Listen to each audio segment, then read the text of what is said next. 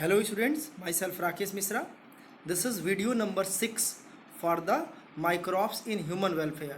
In previous few video lecture you have studied the role of microorganisms in our daily life as well as the different kinds of production for the commercial level. But in this video lecture I will describe you very important topic, that is microbes in sewage treatment.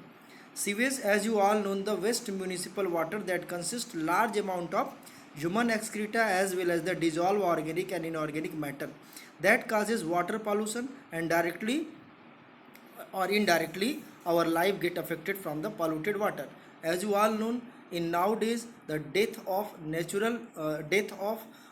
several kinds of aquatic organisms like fishes, crabs, and extinction of many kinds of turtles are due to the regular water pollution and due to the discharge of pollutants directly from our society, from our community to the natural water bodies like the pond, puddle, lake, etc. In order to tolerate that problem, there is need to treat the sewage before discharge into the natural water bodies. What are the sewage treatment? The decomposition and filtration of the dissolved inorganic organic matter in the water that are discharged regularly to the natural water bodies are known as sewage treatment. In this video lecture I will describe you the role of microorganisms that play important function, that play important process for the treatment of sewage, for the decomposition of organic inorganic matter in the sewage. As you all know, sewage directly discharge in our local water bodies without any knowledge, but our life are directly associated with the water bodies, that so that there is need to treat the water before discharge into the natural water bodies. So there are so many problems, there are so many biological and non-biological factors that can affect the life of water bodies. They may be present in form of pollutants. So there is need to overcome the problem of water pollution nowadays, and that's why there is need of special kinds of technique, special kinds of process which tolerate the problem of pollutants in water. In this video lecture I will also describe you the effort that is made by local bodies as well as the government authorities for the sewage treatment, and also describe the different steps for the sewage treatment plants. Now back to the few related points regarding the topic of microbes in sewage treatment. First of all, there is need to define the sewage, and later the impurities that are associated with the sewage. And now let we begin the topic with the sewage. Hello students, myself Rakesh Misra. This is video number 6 for the microbes in human welfare. In previous few video lecture you have studied the role of microorganisms in our daily life as well as the different kinds of production for the commercial level. But in this video lecture I will describe you very important topic, that is microbes in sewage treatment. Sewage, as you all know, the waste municipal water that consists large amount of human excreta as well as the dissolved organic and inorganic matter that causes water pollution, and directly or indirectly our life get affected from the polluted water. As you all know, in nowadays the death of several kinds of aquatic organisms like fishes, crabs, and extinction of many kinds of turtles are due to the regular water pollution and due to the discharge of pollutants directly from our society, from our community to the natural water bodies like the pond, puddle, lake, etc. In order to tolerate that problem, there is need to treat the sewage before discharge into the natural water bodies. What are the sewage treatment? The decomposition and filtration of the dissolved inorganic organic matter in the water that are discharged regularly to the natural water bodies are known as sewage treatment. In this video lecture I will describe you the role of microorganisms that play important function, that play important process for the treatment of sewage, for the decomposition of organic inorganic matter in the sewage. As you all know, sewage directly discharge in our local water bodies without any knowledge, but our life are directly associated with the water bodies, that so that there is need to treat the water before discharge into the natural water bodies. So there are so many problems, there are so many biological and non-biological factors that can affect the life of water bodies. They may be present in form of pollutants. So there is need to overcome the problem of water pollution nowadays, and that's why there is need of special kinds of technique, special kinds of process which tolerate the problem of pollutants in water. In this video lecture I will also describe you the effort that is made by local bodies as well as the government authorities for the sewage treatment, and also describe the different steps for the sewage treatment plants. Now back to the few related points regarding the topic of microbes in sewage treatment. First of all, there is need to define the sewage, and later the uh, impurities that are associated with the sewage. And now let we begin the chapter, let we begin the topic with the sewage. Now the definition of sewage. Sewage may be defined as the waste municipal water that consists large amount of domestic garbages, human excreta and other organic and inorganic matter called sewage. So sewage basically related to the domestic garbages, human excreta as well as the organic and inorganic matter. I think your definition is clear. You should write about the definition that is flash over your screen. The waste municipal water that consists large amount of domestic garbages, human excreta and other organic matter, organic and inorganic matter called sewage. Now back to the disadvantages of mixing of sewage in the natural water bodies. Listen carefully. Disadvantages of sewage mixing in natural water body. When the sewage is mixed with the natural water bodies, then there is a problem that associated with the natural water bodies like the fishes, turtle, crabs and other living aquatic body get affected. So due to this process, due to the process of mixing of sewage into the natural water bodies, many life form that associated with the water body get affected. So there is a need to discharge sewage before its treatment.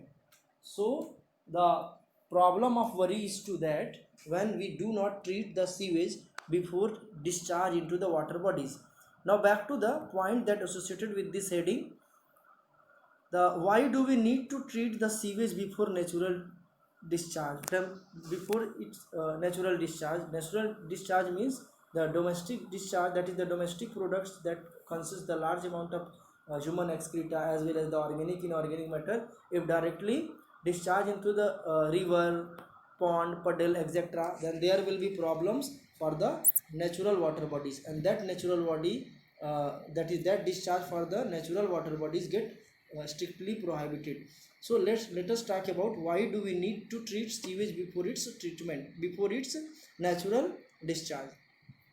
First point should be the to overcome the problems of water pollution. As you all know, water pollution is major problems of sewage that associated with the natural discharge, that is associated directly to the river, pond, puddle, etc. So there is a problem resolved if we treat the sewage before its discharge. अगर हम sewage को treat कर दें, थोड़ा सा उसको filter decantation कुछ भी कर दें, तो ये प्रॉब्लम सॉल्व हो जाएगी. फिलहाल ये प्रॉब्लम्स की सॉल्यूशन के लिए ही जो है सीवेज का मिक्सिंग, सीवेज का नेचुरल वाटर बॉडीज में मिक्सिंग प्रोहिबिटेड है. ठीक है, तो ये क्वेश्चन आपके लिए बहुत इंपॉर्टेंट है. Why do we need to treat sewage before natural discharge. Second point है to make water for survival of living organisms. It is very important to know, as you all know, many aquatic living organisms like fishes, crabs, turtles, snakes, etc. are directly associated with the water body, so that the sewage and their toxic substances can affect to the aquatic living body. Now back to the third point, to make water pure for irrigation. As you all know, agro practices are common for all Indians, and because of our India is totally based on agricultural practices, so make the water for irrigable purpose, for the irrigation purpose, and for this process there is need to purify water for the process of irrigation. Now back to the to clean water in order to make them drinkable. Many kinds of cattle as well as the moving animals that are linked themselves with the surface flowing water or the river, that if the water get polluted, then what happen, then they will directly or indirectly get affected, and also they can having the they can suffer with the lot of problems as well as the mass mortality. So in order to tolerate that kinds of problem, there is need to make the water in order to make them drinkable. And last point is to reduce the BOD from water. So BOD is very important to you, because before it there is no such kinds of topic in your previous video lecture as well as in your previous classes. So there is need to explain what is BOD. BOD can be defined as the can be expand as the biochemical oxygen demand. इतना बस जान लीजिए कि जब oxygen किसी water bodies में कम हो जाती है तो उसको कहते हैं, उस कंडीशन को कहते हैं बायोकेमिकल ऑक्सीजन डिमांड। ठीक है, तो यहाँ पे कुछ उसका एक डिफिनीशन हो जाता है अच्छा खासा, इसको आपको पॉइंट आउट करना है, फोकस करना है।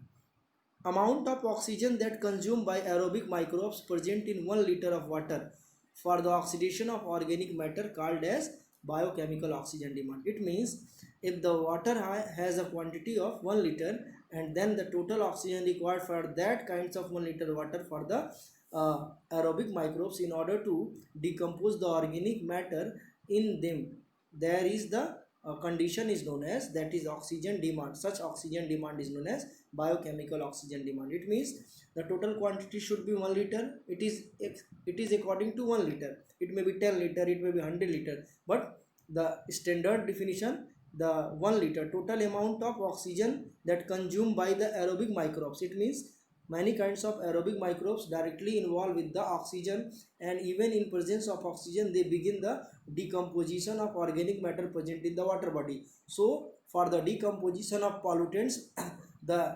aerobic microbes required a lot of amount of oxygen. If the pollutants get increased and aerobic microbes are having very least in amount, then the oxygen will also get down. Then what happen? There will be problem of worries, there will be problem of oxygen, and that oxygen problem, that less oxygen present in the water bodies is actually called as biochemical oxygen demand. So what are the biochemical oxygen demand, and what happen if the BOD will increased? If the greater BOD, then what happen will be for the water. Listen carefully. अगर BOD ज़्यादा होगा तो water body पे क्या क्या effect पड़ेगा उस पर हम डिस्कस कर दे रहे हैं, बहुत इंपॉर्टेंट है और इसी पे आपको फोकस करना है। ठीक है, इससे आप समझ में जाएंगी BOD का वाटर बॉडी पे इफेक्ट क्या होता है। BOD if greater, then greater will be organic matter. सीधी सी बात है कि BOD अगर ज़्यादा है तो ऑर्गेनिक मैटर ज़्यादा होंगे, अगर ऑर्गेनिक मैटर ज़्यादा है तो उसमें एरोबिक बैक्टीरिया क्या होंगे, वो कम होंगे। ठीक है, और साथ साथ क्या होगा, वाटर ऑक्सीजन लेवल उसका कम हो जाएगा और उस वाटर को बोलेंगे more polluted water. Thus it is essential to reduce the BOD। BOD को कम कर किया जाता है, यानी BOD अगर कम होगा तो क्या होगा, वाटर में ये सब प्रॉब्लम उल्टा हो जाएंगे। ठीक है, तो एग्जाम में आ सकता है कि what happened if BOD is greater in water. तो ये 4 पॉइंट्स आप लिख लीजिएगा, चारों पॉइंट्स को आप समरी बना लीजिएगा कि BOD ज़्यादा है तो ये चारों पॉइंट्स क्या क्या ज़्यादा होगा, ऑर्गेनिक मैटर ज़्यादा होंगे, बैक्टीरिया कम हो जाएंगे उसमें। ठीक है, ऑक्सीजन जो है वो कम हो जाएगा और वाटर मोर पॉल्यूटेड होगा। सीधे सीधे अगर BOD कम हो जाएगा, ठीक है, अगर BOD क्या है, कम है, तो उसके बाद क्या इफेक्ट पड़ेगा उसको चेक करते हैं। उसको इसका उल्टा कर दीजिए, if the lesser BOD then what happen, the lesser will be organic matter that is pollutants in water body and much aerobic bacteria, much oxygen in water and water is less polluted. ये आपका हो जाएगा कब, जब ये greater की जगह क्या हो जाएगा, लेसर। ठीक है, यहाँ पे जब ग्रेटर की जगह लेसर हो जाएगा तो आपका ये सारा कंडीशन उल्टा हो जाएगा। ठीक, इस चीज़ पे आपको फोकस करना है। अगला पॉइंट है what happened if BOD gate decrease in water bodies. Listen carefully, ये पहले ही बताया जा चुका है कि BOD अगर वाटर बॉडीज़ में कम होती है तो उसका क्या इफेक्ट पड़ेगा, तो उसका ऊपर बताया गया जितने भी पॉइंट्स हैं उसका आप उल्टा कर दीजिए। Sewage treatment means process to remove the dissolve excess organic and inorganic matter from sewage water before it discharge, that process is known as sewage treatment. Treatment means क्या होता है, remove excess organic and inorganic matter from the sewage water। ठीक है, sewage water से dissolve excess जो inorganic organic matter होंगे उसको treat किया जाता है, यानी कि उसको या तो फिल्टर कर दिया जाता है या फिर डिकम्पोज कर लिया जाता है, और उसमें माइक्रोब्स का रोल प्ले होता है। ये आगे बताया जाएगा कि प्रोसेस ये कौन कौन से हैं। Local effort to treat the sewage water means local जो बॉडीज़ है, चाहे वो ऑर्गेनाइज हो या अनऑर्गेनाइज सेक्टर हो, उसमें सीवेज वाटर को ट्रीट करने का क्या एफर्ट चल रहा है उसको हम इस सेशन में देखेंगे और सेशन में लिखेंगे। एक्चुअली जो हमारा बेसिक पॉइंट है वो ओवरऑल घूम फिर करके सीवेज ट्रीटमेंट प्लांट पे ही जाता है, चाहे लोकल ऑर्गेनाइज्ड बॉडी हो, सोशल बॉडी हो, या फिर अनऑर्गेनाइज सोशल बॉडी हो, प्राइवेट सेक्टर हो। ये दोनों सेक्टर जो है अगर सीवेज वाटर को पोर कर रहे हैं किसी रिवर में तो उसके लिए उसको एक परमिशन लेनी पड़ेगी और उसके लिए क्या करना पड़ेगा, सीवेज को ट्रीट करना पड़ेगा और उसके लिए एक बड़े से इक्विपमेंट की जरूरत पड़ेगी, that is known as the sewage treatment plants. ठीक है, और रिसेंटली उसके लिए एक थोड़ा सा डेटा है जिसको आप नोट कर लीजिए। Recently ministry of environment and forest has initiated a programme to clean rivers as GAP and वेप। देखो ये गैप एंड वेप क्या है, एग्जाम में पूछता है। गैप का मतलब होता है गंगा एक्शन प्लान, नोट कर लीजिए कॉपी में। Gap means Ganga action plan, Ganga action plan. Ganga action plan किसके लिए, for the treatment of Ganga water. और ऐसे ही YAP का मतलब होता है यमुना एक्शन प्लान। YAP का मतलब क्या होता है, यमुना एक्शन प्लान। तो ये गैप और वेप के बारे में आप अच्छे से जान लीजिए। ये यैप है, गैप एंड यैप, नॉट वेप। ये गैप गंगा एक्शन प्लान और Yamuna action plan, it means two different and major rivers that actually need to treat and that are suffer with the different kinds of pollutants because of having the different kinds of industry associated with that kinds of rivers। तो ये treatment जो है ये government of जो India है उसके through जो ministry of environment and forest department आता है वो ये एक्शन जो है शुरुआत की है, जिसके थ्रू जो है दोनों नदियों की सफाई चल रही है। अब ये कौन से प्रोसेस के थ्रू ये सफाई चल रही है हम ये बोर्ड पे समझा देंगे। फिलहाल आप इतना समझें कि सीवेज ट्रीटमेंट प्लांट्स में देखो ये STPs का फुल फॉर्म हो सीवेज ट्रीटमेंट प्लांट, यहाँ ट्रीट दिया है, इसको आप शॉर्ट में लिखा हुआ है बट आप इसको पूरा लिखिएगा सीवेज ट्रीटमेंट प्लांट। ठीक है, सीवेज ट्रीटमेंट प्लांट को आप क्या करेंगे, सबसे पहले डिफाइन करेंगे the special kinds of equipment और the effort that use to treat the sewage before it natural discharge. ठीक है, तो इसको आप इसी के साथ जोड़ देंगे। प्रोसेस की जगह पे क्या लिख देंगे, प्रोसेस की जगह पे लिख देंगे special kinds of equipment to remove the dissolve excess organic and inorganic matter from sewage water before it discharge, that is known as a sewage treatment plant. ठीक है, तो प्लांट मीन्स यहाँ पे पेड़ पौधों से नहीं, प्लांट बड़े बड़े फैक्ट्रीज और बड़े बड़े एफर्ट्स को बोला जाता है। तो यहाँ पे हम प्रोसेस की बात करते रहे, प्रोसेस ऑफ सीवेज ट्रीटमेंट। तो ये दो टेक्निक है, primary treatment and secondary treatment, जो आपको बोर्ड पे समझा दे रहे हैं। Now the primary treatment is associated with the general sedimentation, decantation and filtration। इसको आप लोअर सेक्शन में पढ़े होंगे आप लोग। सेडिमेंटेशन प्रोसेस क्या होता है कि जब वाटर बॉडीज में नीचे कोई सेडिमेंटेड पार्ट जो है बैठा रहता है, जैसे हैवी पेबल्स हुआ, ठीक है, कोई हैवी पेबल्स हुआ, स्टोन हुआ, आयरन हुआ, ग्लास, ये सॉलिड मटेरियल जो विजिबल है अगर ये नीचे बैठ गए तो इसको निकालने के प्रोसेस को क्या बोलते हैं, sedimentation. So elimination and removal of heavy solid particles that are settle down at the bottom of water bodies known as sedimentation. Decantation means क्या होता है, ऊपर तैरते हुए किसी सबस्टेंस को बाहर करना। ठीक है, ऊपर तैरते हुए किसी सबस्टेंस को बाहर करना। एक्चुअल में प्राइमरी ट्रीटमेंट क्या होता है, physical treatment. Physical treatment means the elimination of visible part of the impurities. ठीक है, तो यहाँ पे कुछ ऊपर फ्लो करते हैं, जैसे वुड हुआ, थर्माकोल हुआ। ठीक है, इसके अलावा और क्या होता है, ऊपर आपका जो है टॉयज हुए। ठीक है, बहुत सारे ऐसे टॉयज एंड टूटे प्लास्टिक के पार्ट है जो ऊपर तैरते रहते हैं, तो उनको निकालने के प्रोसेस को क्या बोलते हैं, decantation. So the process of removal of surface flowing impurities of water bodies known as decantation. Now the filtration. अब ये बाकी चीज़ें कुछ नीचे ऊपर तैरती रहती है, जैसे for example paper, polythene.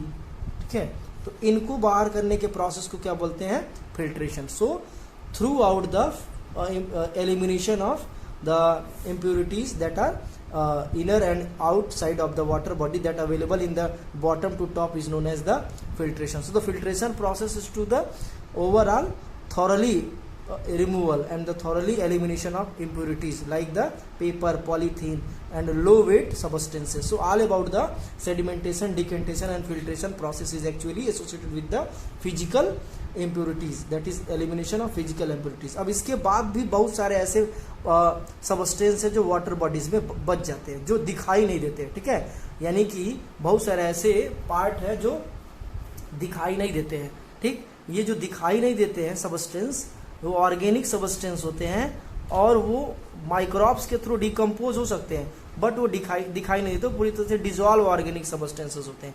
This dissolve organic substances that remain left in primary treatment is known as primary effluents. Primary effluents that need to know. Primary effluents is the dissolved organic substances that remain left after primary treatment and that need to eliminate into the next step, that is known as the secondary treatment. So अब primary treatment के बाद से बचे हुए organic impurities जो छान के या फिर जो है डिकेंटेशन या सेडिमेंटेशन प्रोसेस के थ्रू नहीं निकाले जा सकते हैं, उसको सेकेंडरी ट्रीटमेंट में भेजा जाता है और फिर सेकेंडरी ट्रीटमेंट में उसको एलिमिनेट आउट किया जाता है. ये आपको जानना, ये समझना है, ठीक है. अब आते हैं सेकेंडरी ट्रीटमेंट की तरफ. Now the secondary treatment. Listen, secondary treatment में तीन बातें आपको याद रखनी है. यहाँ पे 3 special type of tank use किया जाता है. 3 स्पेशल टाइप ऑफ टैंक, तीनों के बारे में मैं यहाँ पे बता दूं और लिख दूं ताकि आपका यह पॉइंट आउट क्लियर हो जाए, ठीक है. इसको बोलते हैं एरिएशन टैंक. एरिएशन टैंक, ठीक है, TANK, aeration tank. This tank is known as the settling tank. settling tank, and this tank is very important, that is known as anaerobic sludge digester tank. Anaerobic sludge digester tank, TANK, tank, anaerobic sludge digester tank. ये तीनों आपको याद रखने हैं, ठीक है. अब आते हैं नेक्स्ट की मैं बात कर दूं कि इसमें होता क्या है इस पूरे प्रोसेस में और तीनों टैंक की खास बात क्या होती है, ठीक है. Settling tank, anaerobic, sludge digester tank, तीनों टैंक में क्या क्या काम होता है. प्राइमरी इफ्लुएंट्स जो आते हैं, अभी बताया था प्राइमरी इफ्लुएंट्स क्या होता है. प्राइमरी ट्रीटमेंट के बाद बचे हुए ऑर्गेनिक सबस्टेंस को जिसको डाइजेस्ट किया जा सकता है उसको बोलते हैं primary effluents. So primary effluents जो आते हैं वो पहले एरेशन टैंक्स में इंटर करते हैं, ठीक है. और एरिएशन टैंक में पहले से क्या अवेलेबल रहता है, एरोबिक माइक्रोब्स. एरोबिक माइक्रोब्स, ये एरोबिक माइक्रोब्स काफ़ी हैवी अमाउंट में इसमें अवेलेबल रहते हैं जो कम नहीं होते हैं, ठीक है. अभी बताएंगे क्यों नहीं कम होते हैं. और ये जैसे ही इसमें प्राइमरी इफ्लुएंट्स आते हैं वो ये एरोबिक माइक्रोब्स उसमें क्या हो जाते हैं, उसमें उसको डाइजेशन में इन्वॉल्व हो जाते हैं, यानी उसको लगते हैं डिकम्पोज करने. कौन, किसको, ये जो प्राइमरी इफ्लुएंट यानी अनडाइजेस्टेड जो इम्प्योरिटीज आ रही है प्राइमरी ट्रीटमेंट के बाद से, वो इसी के रास्ते से इंपोर्ट कर सकते हैं. तो इसको आप लेबल कर सकते हैं एंट्री ऑफ प्राइमरी इफ्लुएंट्स, ठीक है. तो ये प्राइमरी इफ्लुएंट्स में आया यानी ऑर्गेनिक सबस्टेंसेस में आए, और ऑर्गेनिक बैक्टीरिया जो इसमें अवेलेबल है उसको बोलते हैं एरोबिक माइक्रोब्स, यानी बैक्टीरिया होते हैं वो एरोबिक माइक्रोब्स. इस पे स्लड जो जितने भी आ रहे हैं प्राइमरी इफ्लुएंट्स उस पर क्या करेंगे, उसमें एक्टिव करना, उसमें अपना जो है रोल प्ले करना शुरू कर देंगे, उसको डिकम्पोज करना शुरू कर देंगे. और इसके लिए इनको ऑक्सीजन की जरूरत पड़ती है और ये ऑक्सीजन जो है सप्लाई होता है यहाँ से, यानी इसको लिख सकते हैं aeration supply. Aeration supply means oxygen supply, ठीक है. ऑक्सीजन सप्लाई होती है जिससे इनको ऑक्सीजन मिलता है और यहाँ पे BOD क्रिएट नहीं होने पाता, यानी ऑक्सीजन कम नहीं होने पाता, ठीक है. और ये अब ये बाकी बचे हुए जितने भी वाटर है वो नेक्स्ट टैंक यानी कि सेटलिंग टैंक में इनपुट होता है, ठीक है. सेटलिंग टैंक में जाने के बाद जो है ये अपनी कॉलोनी बना लेते हैं, ऐसे छोटे छोटे कॉलोनी बना लेते हैं. कौन, बैक्टीरिया, जो एरोबिक बैक्टीरिया है, यहाँ पे उनको न्यूट्रिशन मिल गया तो यहाँ पे जाने पे अपनी कॉलोनी बना देते हैं, ठीक है. This colony of bacteria is known as flocks, that is known as flocks. Listen carefully. And these flocks reduce the organic matter in water by digesting the BO by digesting the organic matter. ये flocs यहाँ पे भी है, यहाँ पे, ठीक है, यहाँ जगह नहीं था इसलिए मैं यहाँ लिख दिया, ये फ्लॉक्स यहाँ पे भी है। सो फ्लॉक्स का रोल पूछता है, फ्लॉक्स क्या करते हैं, flocks help to digest the organic substances that are present in primary effluents, ठीक है। So flocks are the colony of bacteria, colony of aerobic bacteria. तो ये फ्लॉक्स अब ये फ्लो करके यहाँ आ गए, कहाँ आ गए, सेटलिंग टैंक में। इसका सेटलिंग टैंक क्या नाम, क्यों नाम पड़ता है, क्योंकि इसमें जो एरोबिक माइक्रोब्स होते हैं आकर के बॉटम में सेटल डाउन हो जाते हैं, ठीक है, ये बॉटम में सेटल डाउन हो जाते हैं। अब चूंकि यहाँ पे डाइजेशन हो रहा है, यहाँ पे डाइजेशन नहीं हो रहा है, यहाँ पे बैक्टीरिया अवेलेबल है, तो यहाँ पे बैक्टीरिया ये फ्लो करके जब इसमें आ जा रहा है तो उसमें हो सकता है कि ये माइक्रोब्स कम पड़ जाए, तो ये माइक्रोब्स फिर से इसमें एज इनोकुलम सेंड किए जाते हैं, ठीक है। इसको जो ये जो सेटल्ड माइक्रोब्स है, सेटल्ड जो फ्लॉक्स है, ये एक्चुअल में काफ़ी हाईली एक्टिव रहते हैं, ठीक है, भूखे रहते हैं, और इनको इस प्राइमरी फ्लूइड्स में अवेलेबल ऑर्गेनिक मैटर का टेस्ट पता चल गया होता है, इसलिए ये काफ़ी एक्टिवेटेड होते हैं। इसलिए इस सेटल्ड माइक्रोब्स को बोलते हैं, इस सेटल्ड माइक्रोब्स को बोलते हैं एक्टिवेटेड स्लज, एक्टिवेटेड स्लज, ठीक है। ये एक्टिवेटेड स्लज जो है फिर से किस में भेज दिए जाते हैं, एरिएशन टैंक में।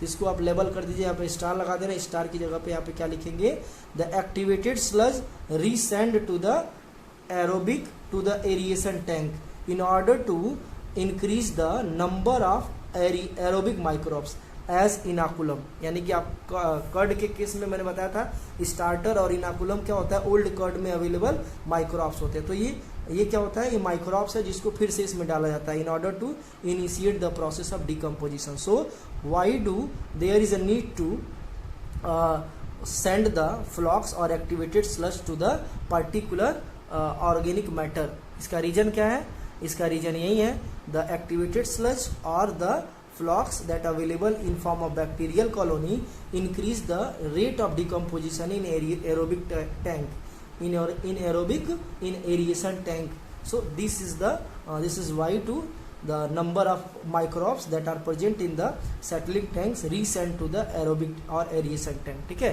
It act as the inoculum, the sludge, the activated sludge act as the inoculum और द स्टार्टर के बारे में मैंने लास्ट टाइम बताया था। अब ये क्या हो गया, अब ये बैक्टीरियल कॉलोनी धीरे धीरे इसमें बढ़ रही है, क्योंकि इसको यहाँ से न्यूट्रिएंट मिल रहा है और इनकी कॉलोनी अब धीरे धीरे बढ़ रही है। ऑक्सीजन और न्यूट्रिएंट्स के बढ़ने से ये बैक्टीरियल कॉलोनी यहाँ पे बढ़ रही है, ठीक है। अब ये सब बैक्टीरिया इसमें ट्रांसफर हो जाएंगे, यानी कौन से बैक्टीरिया कौन से टैंक में, एनाएरोबिक स्लड डाइजेस्टर टैंक में ट्रांसफर होगा, ठीक है, फ्लो करके इसमें आ गए। अब यहाँ पे एनाएरोबिक कंडीशन प्रोवाइड किया था, यानी ऑक्सीजन यहाँ पे कम है। अब इनको रिमूव करना बहुत जरूरी है, ठीक है। ये जो एक्टिवेटेड स्लज इसमें अवेलेबल है, इनको रिमूव करना बहुत इसमें जरूरी है, ठीक है। तो इसमें वही बैक्टीरिया ग्रो कराए जाएंगे जो एनाएरोबिकली क्या हो जाए, जो एनाएरोबिकली एक्टिव हो जाए, और इन पे जो एक्टिवेटेड स्लज है या फ्लॉक्स जो आ रहा है, इन पे वो एक्ट करके इनको डाइजेस्ट करना शुरू कर दे। तो कौन से बैक्टीरिया होते हैं, कौन से माइक्रो ऑर्गेनिजम्स होते हैं, वो एक्चुअली बैक्टीरिया और एनाएरोबिक बैक्टीरिया और फंगी होते हैं। सो एनाएरोबिक बैक्टीरिया और fungi digest the upcoming sludge from the settling tank. Settling tank से आने वाले जितने भी स्लज है, जितने भी अनडाइजेस्टेड स्लज है, वो यहाँ पे डाइजेस्ट होते हैं। और यहाँ पे डाइजेशन के बाद बहुत सारे ऐसे यूजफुल गैस है जो ऊपर से निकल जाते हैं। कौन कौन से गैस है भाई, बहुत इंपॉर्टेंट है, कभी कोई पूछता है।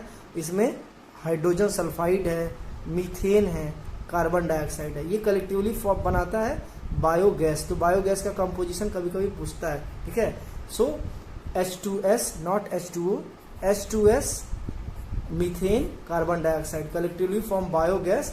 और उसके बाद अब इसमें कुछ नहीं बचता है, इसमें जो प्योर वाटर बचता है वो जो है नेचुरल वाटर बॉडीज में, लाइक रिवर, पॉन्ड, पडल एक्सेट्रा, नेचर में इसको रिमूव कर दिया जाता है। ये क्या होता है, प्योर वाटर, प्योर वाटर। तो एक बार सबका मैं समरी बता दे रहा हूँ ताकि आपको समझ में आ जाए, लिसन केयरफुली। इसको एनाएरोबिक स्लड डाइजेस्टर टैंक भी बोलते हैं। अब आते हैं इसकी समरी बता दें। For the secondary treatment there is need to treat the primary effluent that are remain left in primary treatment. So primary effluents first reach into the aeration tank, where the aerobic microbes in form of flocks start the decomposition of organic matter that present in the primary in form of primary effluents. In order to provide the oxygen, the air supply or the oxygen is delivered to this tank, that is aeration tank. Then this oxygen actually accelerate the rate of decomposition through the aerobic microbes, so that the all kinds of primary effluents, that is the pollutants in form of organic waste, get decomposed in the aeration tank. Then what happen? Then the rest water along with the flocks will send to the settling tank. Into the settling tank. Why this tank is called settling tank? Because the flocks of aerobic bacteria or aerobic microbes get settled down over here. So the tank is known as settling tank.